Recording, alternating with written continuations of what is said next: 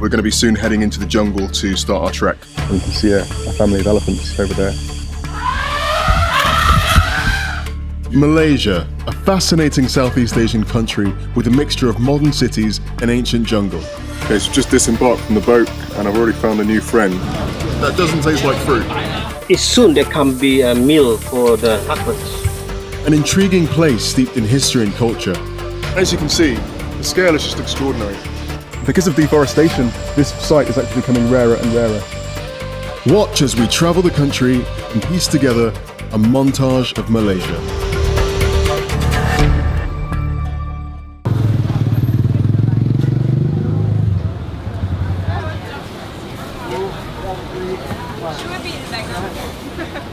So I mentioned before how the durian is known as the king of the fruits. Well, this is a mangosteen, known as the queen of the fruits.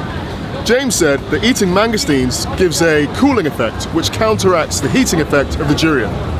Let's put that theory to the test.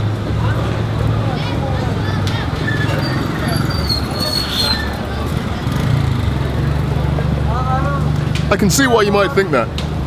The mangosteen has a very sweet taste, unlike the bitterness of the durian.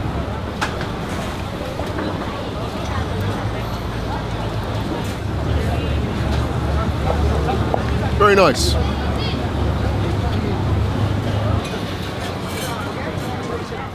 At night time, the streets of Kuala Lumpur come alive with all the sounds, colours and vibrancy of any modern major city.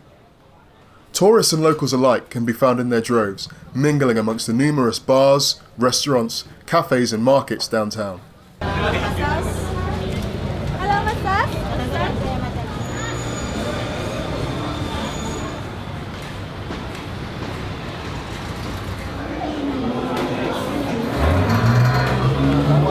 So I'm here with Jamie, another of Patrick's Malaysian friends, and we're here at one of the many open-fronted restaurants that you find on the streets here.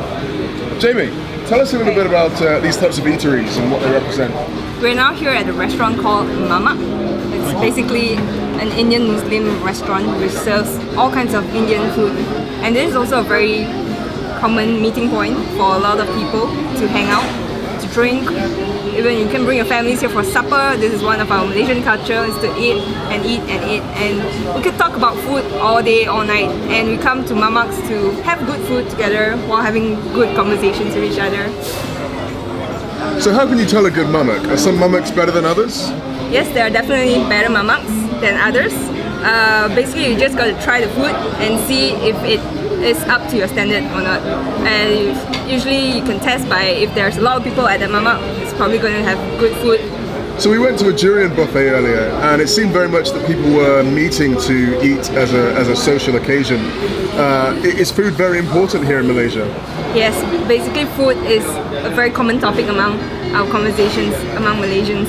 And durian is just a seasonal time where you get to eat durians, but mamak opens throughout the whole year and you can come here anytime you want, morning, afternoon and night as well. So we talk about food. Even when we travel, it's always mainly about hunting for good food among the different states in Malaysia. So food really unites us all, I would say. Yeah. So when you come to a mamak, what are your favourite things to eat? I love eating a very basic and simple roti canai. And that's how you also measure a good mamak. With having good roti canai, then that's a good mamak, I would say. So what is a roti canai? So roti canai is a flat bread that you have to use your hands to toss it around a few times to get the consistent texture of it. So it becomes fluffy and soft. And why don't we order one roti canai right now and I'll show you how it looks like. Great. Hi there, can we get a roti canai please? Thank you. One. Thank you.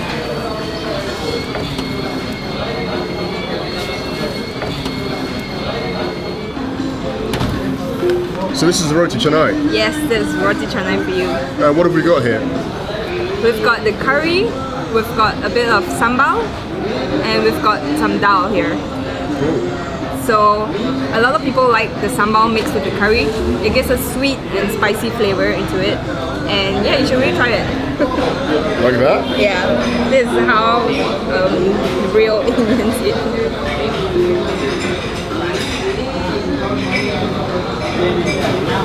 It's really soft. Yeah, It's great. it's great.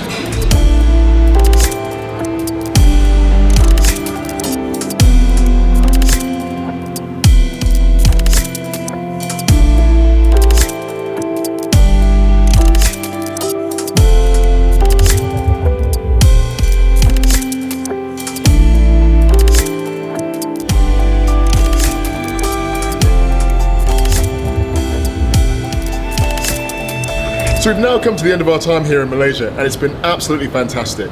We're going to have a drink and leave you with a montage of Malaysia.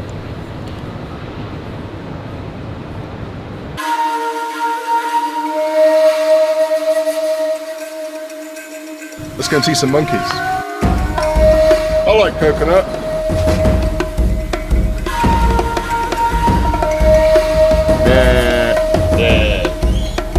So it's been sucking on me there for God knows how long. It's jungle life for you.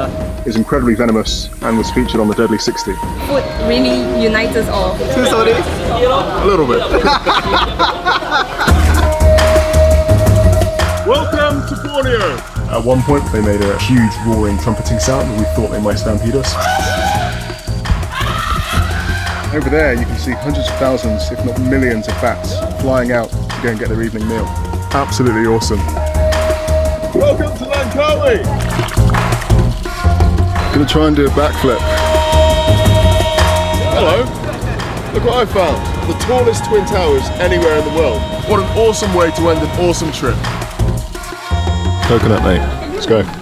Malaysia is a truly fascinating place where the magic and mysticism of the jungle meets the man-made metropolis of the city. Rich in history and biodiversity, it has struggled to find a balance between its economic evolution and the protection of the habitats upon which many of its indigenous species depend. Estimates suggest that around 60% of Malaysia is still blanketed by forest, but the trees are being felled at 4 times the rate deemed sustainable. There are many great organisations promoting sustainability and environmentalism throughout the region. However, if the deforestation and logging continues apace, then Malaysia could look very different in the near future.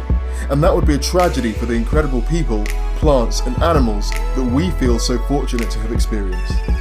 To find out more about how you can get behind Malaysia's conservation efforts, visit www.wwf.org.my.